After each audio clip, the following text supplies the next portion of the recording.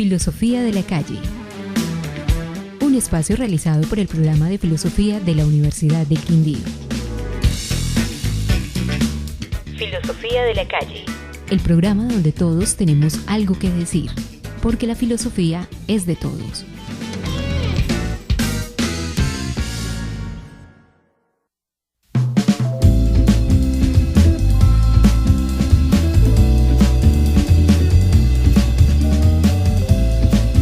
Buenos días, oyentes de la UFM.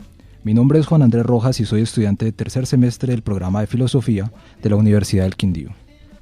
Bienvenidos a esta cuarta emisión de Filosofía de la Calle, espacio radial del programa de Filosofía de la Universidad del Quindío.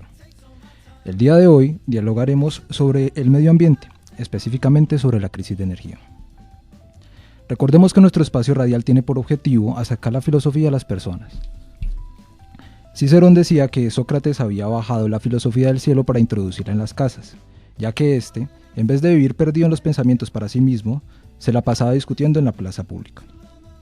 Los tiempos cambian, pero la misión sigue siendo la misma: acercar la filosofía a la gente común, como usted, como yo. No siendo más, entremos en materia. Recordemos a nuestros queridos oyentes que nuestro tema de hoy es el medio ambiente y charlaremos específicamente sobre la crisis energética. Este es un tema que siempre está a la orden del día.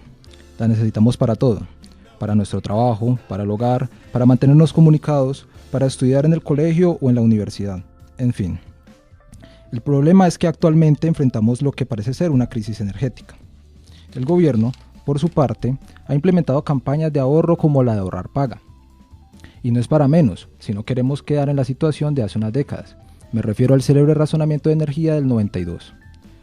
Para los que aún no habían nacido, debemos recordar que el razonamiento tuvo lugar casi un año, desde mayo del 92 hasta febrero del 93. La razón principal, el fenómeno del Niño. Si bien es cierto que ahorrar energía se ha convertido en una costumbre, nosotros, los colombianos de a pie, a veces simplemente no podemos evitar preguntarnos, bueno, ¿pero por qué? ¿Por qué hay que ahorrar? En este punto es donde empiezan nuestras reflexiones. Primero, surge la relación del hombre con el mundo. Es cierto que el hombre es una criatura bastante particular, que interactúa con el mundo de una manera muy distinta a como lo hacen las demás especies. Sin embargo, siempre parece que el hombre tiene la mano del vencedor en la partida de póker con la naturaleza. Siempre termina sirviéndose de ella hasta que ésta no puede más. Esta es la idea que siempre hemos escuchado. La naturaleza siempre lleva las de perder con el hombre, hasta que un día se desencadenan las consecuencias de los abusos. El hombre no siempre ha buscado ser recíproco con su relación con el mundo. Repensar esta relación, decimos, es en buena parte trabajo de la filosofía. Es cierto que cuando pensamos en nuestra actual situación energética no podemos quitar la vista de encima de diversos factores como el fenómeno del Niño. Hace un par de días leí de un columnista del Tiempo que, con niño o sin niño, la crisis energética se veía venir. Según esto, no es el niño sino las malas administraciones que no han sabido operar los recursos del cargo de confiabilidad y sus valiosos 14 billones de pesos. En esto puede haber mucha razón, pero por ahora la cuestión la dejaremos abierta. Lo que siempre va a ser una necesidad sobre estos temas es hacer un alto en el camino y replantear nuestras acciones. En un libro muy interesante llamado Ética Práctica, Peter Singer nos plantea lo mismo. ¿Qué debemos tener en cuenta a la hora de interactuar con la naturaleza? Singer nos plantea el caso de las represas de energía eléctrica. Por un lado, es necesario inundar valles enteros, lo que puede acabar con gran variedad de flora y fauna. Y por otro lado está el progreso y el desarrollo económico. La decisión nunca es fácil. Por eso, conversaremos esto con nuestro invitado del día. Para hoy, contamos con el ambientalista calarqueño Néstor Jaime Ocampo, director de la Fundación Ecológica Cosmos de Calarcá. Néstor Jaime, bienvenido. Hola, un cordial saludo para la audiencia de la UFM. Y para ti, por supuesto, y para el programa de filosofía en la Universidad del Quindío. Muy bien, empecemos por entender un poco sobre lo que es la energía. Digamos primero, ¿qué es la energía y cómo se obtiene? Bueno, pero primero quisiera hacer un comentario con respecto a la introducción que haces. Perfecto. Total, están planteando las reflexiones filosóficas en torno a estos temas de la relación de los seres humanos con la naturaleza, que yo diría mejor la relación de los seres humanos con el resto de la naturaleza. Y es que generalmente cuando uno oye hablar de estas cosas se presentan como dos cosas distintas: la naturaleza y los seres humanos. Pero nosotros somos naturaleza también. O sea, y eso complejiza mucho más el tipo de reflexiones que se pueden hacer al asunto, se pueden hacer con respecto a estos temas. No olvidemos que cuando estamos hablando de la naturaleza, estamos hablando de nosotros mismos. Nosotros somos naturaleza también, somos un elemento de esa naturaleza.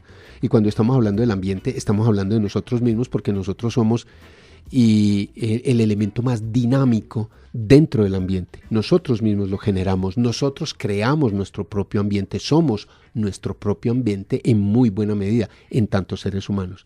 Esa, por ejemplo, como una sugerencia para las reflexiones que se hagan en este asunto. No se trata de dos cosas distintas: por acá la naturaleza, por acá los seres humanos, y ver cómo relacionamos una cosa con la otra. No, somos la misma cosa. Eso complejiza mucho el asunto. Y lo otro es también, pues como estudiante de filosofía, que me imagino que eres, ¿no? Exacto. Debes saber de la importancia que tiene los conceptos y la necesidad de tener conceptos claros.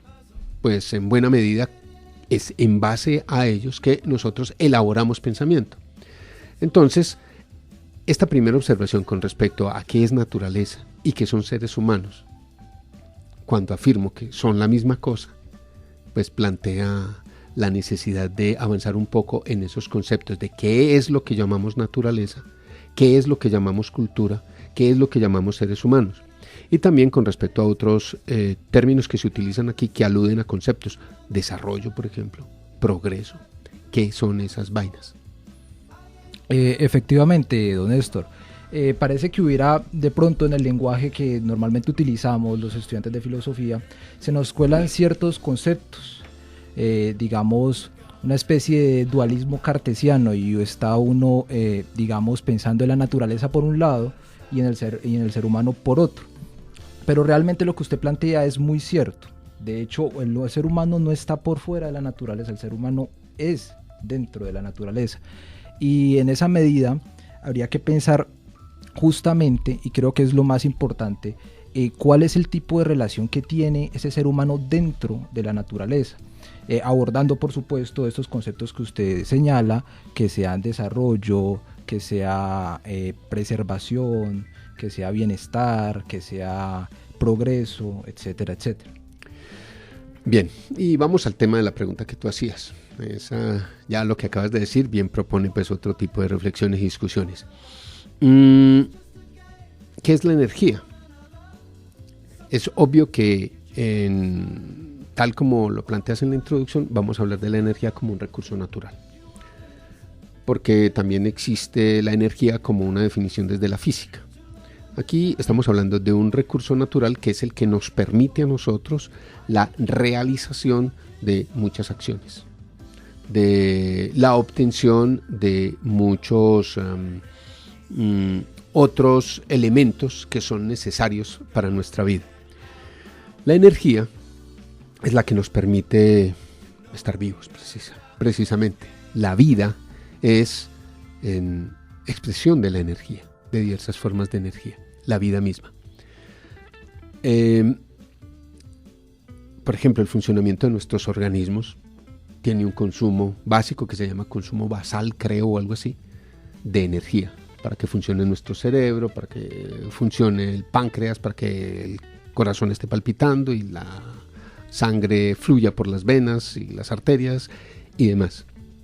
Luego necesitamos también energía para movernos y realizar actividades, trabajar, por ejemplo, y obtener productos de ese trabajo en la tierra y con respecto al resto de la naturaleza.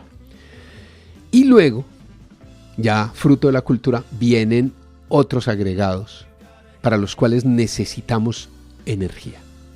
Desde que obtuvimos la capacidad para manipular el fuego y encontramos que de esa manera podríamos lograr muchas otras cosas, calentarnos cuando estaba haciendo frío, cocer los alimentos y tener una digestión más fácil, tener que hacer menos esfuerzo para obtener lo que necesitábamos para proporcionarnos esa energía que gastan nuestros cuerpos.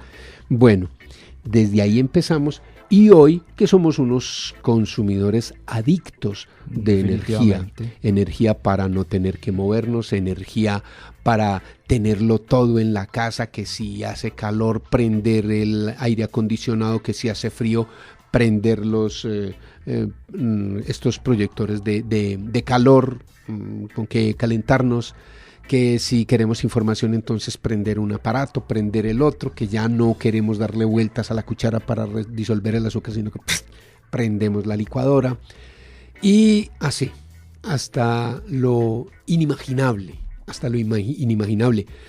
y para movernos no nos satisface simplemente gastar energía en nuestro cuerpo, sino que te compras un Homer que pesa 1,5 toneladas, 2 toneladas o 3 toneladas para mover una cosa, y gastas cualquier cantidad de energía para salir a chicanear por ahí que tienes un carro muy grande, muy poderoso, y gastar energía ante los demás. O sea, nos hemos vuelto adictos a la energía, y todo el ordenamiento social nuestro depende cada vez más de la energía. Por eso se dice que hemos creado una sociedad energía dependiente o enérgico dependiente, como se quiera decir.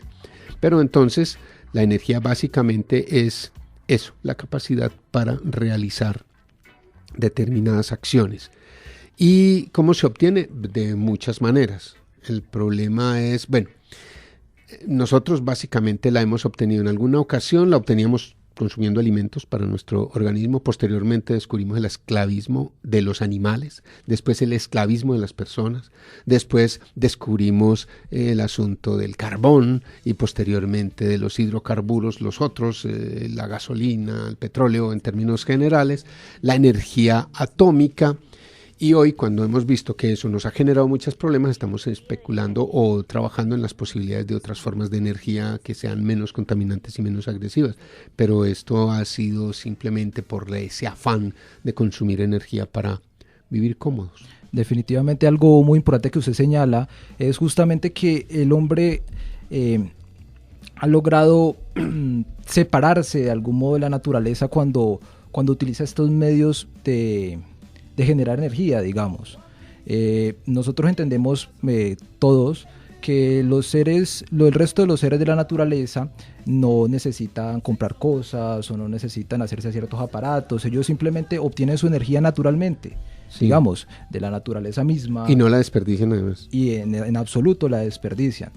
No tienen que verse con la clase de necesidades con la que nos vemos nosotros. Pues esto me parece a mí que es demasiado importante, no solamente esta relación filosófica del hombre con la naturaleza, sino precisamente la contraparte, qué es lo que está pasando con la naturaleza a partir de la interacción del hombre. Y esto es lo que me lleva a la segunda pregunta que quisiera formularle, y es ¿cuál es la situación de Colombia en cuanto a fuentes de energía? ¿Cómo estamos los colombianos en esta interacción con la naturaleza? Bueno, refiriéndonos específicamente a fuentes de energía, somos riquísimos. Tenemos grandes yacimientos de hidrocarburos, petróleo, gas, carbón. Tenemos leña, o sea, hay mucha vegetación aquí, que de todas maneras eso de alguna manera es energía proveniente del sol. También disponemos de muchos días de sol que podríamos buscar la manera de atrapar esa energía. Otra forma en la que se manifiesta esa energía que viene del sol es la energía eólica, cómo se mueven los vientos, también tendríamos la posibilidad de acceder a eso. Tenemos costas grandes en donde podríamos utilizar energía proveniente de las olas o de las diferencias en las mareas o de la diferencia de temperatura entre el agua superficial y el agua más profunda. Eso también nos permitiría obtener energía. De la diferencia de salinidad, por ejemplo, de los ríos cuando llegan al mar, de ahí también se puede obtener energía. Podríamos obtener energía en las zonas volcánicas, que hay aquí varias, o sea, energía geotérmica. En cuanto a fuentes, somos un país riquísimo, además que por la orografía y por la cantidad de agua que corre por nuestra superficie, tendríamos la posibilidad de hidroeléctricas. Bueno, eso respecto a fuentes. Ahora, ¿usted cómo ve el uso que estamos haciendo los colombianos de esta energía? Eso es otra cosa. En primer lugar, estamos explotando aquello que es más barato y de una manera prácticamente irracional. Estamos destruyendo el mundo para acceder al carbón. Por ejemplo, mire usted lo que está sucediendo en La Guajira en este momento, que no solo se está dañando la naturaleza, creando unas áreas áridas sobre el planeta, destruyendo la vida, el agua, contaminando el aire, etcétera, etcétera, y no acabando con pueblos enteros. Comunidades wayú, por ejemplo, o comunidades tradicionales de afroamericanos o afrocolombianos o afrodescendientes, negros también decimos, sin ningún tipo de connotación peyorativa por eso. Comunidades negras aquí en la Guajira específicamente, pero eso se repite en otras regiones en donde están desplazando a los pueblos y destruyendo la base material de nuestra existencia, que es la naturaleza, e incluso destruyendo grandes obras humanas para acceder a ese recurso. Y no solo con base en nuestras necesidades, sino básicamente para satisfacer demandas internacionales, porque nosotros exportamos energía. Bueno, con respecto a esto, yo quisiera hacer un breve paréntesis para preguntarle una cosa que ciertamente a mí me intriga bastante. Digamos que habría falta de que como colombianos nos pensáramos en desescalar un poquitico el consumo, así sea a costo de utilizar unas, digamos, unas energías un poco más primitivas, por decirlo de alguna manera. No más primitivas, que sean más bien, como dijéramos, energías renovables. Por ejemplo, aquí te decía, estamos explotando de una manera desaforada, irracional, determinada más por las necesidades del capital que por las necesidades de la gente, hidrocarburos básicamente, o más bien formas de energía fósil. Pero muy poco, prácticamente nada estamos haciendo para buscar la posibilidad de acceder a otras formas de energía que serían menos dañinas y de la cual podríamos obtener la energía. Aquí no hay una política, por ejemplo, para energías renovables, para obtener energía del sol directamente, para la energía geotérmica, para obtener energía de las mareas, de las diferencias de salinidad, de las diferencias de temperatura, de las mareas, eólica tampoco. Entonces, estamos explotando lo que tenemos más a mano y, como te digo, no solo para satisfacer nuestras necesidades, sino las del mercado internacional. Lo que está aquí primando, y ese es el problema, es el que estamos explotando recursos energéticos, te decía, muy importantes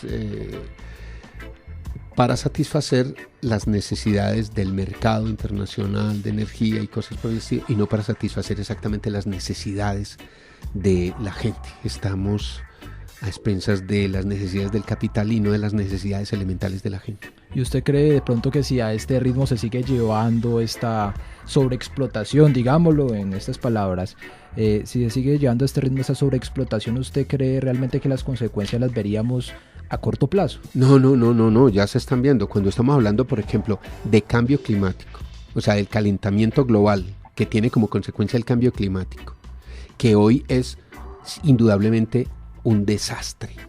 Estamos viviendo y asistiendo a un desastre ambiental muy serio, que es el climático. Eso no va a suceder algún día. Está sucediendo y desde hace décadas ya. Son millones de personas que hoy están padeciendo las consecuencias de eso en el Sahel, o sea, hacia el sur del Sahara, aquí, para no ir muy lejos, en La Guajira, en Santander, en otras partes del mundo, se están viviendo esas consecuencias. Y eso, no hay duda, ha sido generado por la manera como nosotros hemos explotado esos recursos que vemos fáciles, como son las fuentes energéticas fósiles, los hidrocarburos, o sea, petróleo, gas, etcétera, cómo estamos quemando también la vegetación para obtener energía, y cómo de esa manera hemos liberado dióxido de carbono y otra serie de elementos que generan lo que se llama el fenómeno de invernadero o el efecto invernadero, que ha permitido que se caliente la atmósfera y la hidrosfera también, y que ha tenido como consecuencia el cambio climático. Es un desastre. Estamos caminando aceleradamente, no rápido, sino aceleradamente hacia una catástrofe. Desde la perspectiva ambientalista, desde el activismo, digamos, ecológico, ¿qué se propone para menguar este cambio, para que no sea tan radical, tan penoso? Sí, digamos. En la pregunta anterior tú hacías referencia pues a qué podríamos hacer también. Hombre, en primer lugar, creo que es necesario repensar de arriba a abajo y de lado a lado, de frente a atrás, todo el mundo que hemos creado. O sea, las concepciones que han alimentado el mundo en el cual vivimos actualmente. Para eso hay propuestas como la del decrecimiento, de quienes dicen, consumamos la mitad y vivamos el doble mejor. Hay que detener el ritmo de este mundo que no satisface realmente nuestras necesidades. Es más, nos está triturando, nos está destruyendo la base material de nuestra existencia, y como decía ahora, este afán de consumo de energía, de acumulación de capital y de poder está llevando a que destruyamos no solo la base material de nuestra existencia, que es la naturaleza y los recursos que hay en ella, sino que está destruyendo también grandes obras humanas y humanizantes, aquellas cosas que nos han hecho seres humanos, como por ejemplo el concepto de la dignidad humana, el ideal de la democracia, las lenguas, las culturas, los derechos humanos. Todo se está sacrificando en función de ese concepto. Por eso te decía tan fácil ahora el concepto del desarrollo. Con respecto a ello, pues uno puede pensar de pronto más en los griegos, que los griegos tenían una perspectiva de la naturaleza muy diferente a la que tiene uno. Ellos no buscaban tanto servirse de la naturaleza o esperar a que la naturaleza satisfaciera sus necesidades, sino que ellos eran uno con la naturaleza de alguna manera, y el mismo asombro era lo que los llevaba a buscar indagar en la naturaleza más que en aprovecharse de ella. Bueno, antes de hacer un comentario con respecto a lo que dices, respondo a la pregunta que hiciste ahora, que no la he respondido. Creo que lo que deberíamos hacer es, por un lado, cuestionar completamente el mundo que hemos creado, volvernos menos dependientes de la energía, vivir de otra manera, consumir mucho menos, y específicamente que haya políticas públicas tendientes a lograr fuentes de energía o a lograr energía desde fuentes renovables. Una política pública de fuentes renovables de energía que no existe. Ahora, con respecto a lo que decías, quienes vivían en esa cierta armonía con la naturaleza, tal vez era el hombre de Cromañón, o algunas comunidades indígenas que han vivido aisladas durante mucho tiempo en medio de los que vivían, los Nucamacú, por ejemplo, que fueron de los últimos que encontramos y que viven por allá en medio de las selvas amazónicas. Tal vez ellos, porque, por ejemplo, el imperio romano fue un imperio devastador completamente. Y tal vez fue Sócrates, no fue Sócrates, fue Aristóteles, tal vez la primera persona que hizo alguna reflexión acerca de cómo la manera como se estaba viviendo y las cosas que estaban haciendo estaba destruyendo eso y causando impactos negativos para ellos mismos, la manera como se estaba destruyendo el resto de la naturaleza. Muy bien, don Néstor, este ha sido nuestro programa de hoy. Muchas gracias a usted por su opinión. Yo creo que hay bastante tela de donde cortar respecto a este tema del medio ambiente y a este tema de la crisis energética. En los próximos días vamos a seguir charlando sobre el medio ambiente, ya sobre otras cuestiones igual de apremiantes que estas. Recordemos que la naturaleza es una y nosotros somos uno con la naturaleza. Y a usted, don Néstor, muchas gracias. Hombre, con mucho gusto.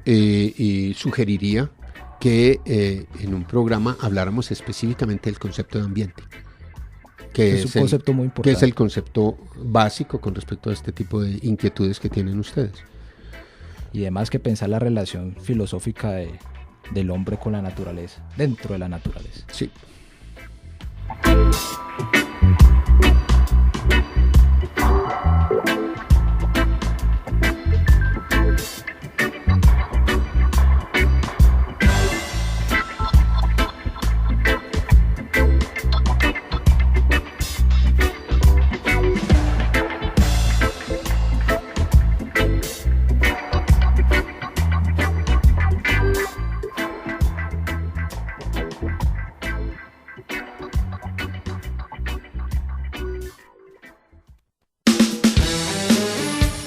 Filosofía de la calle.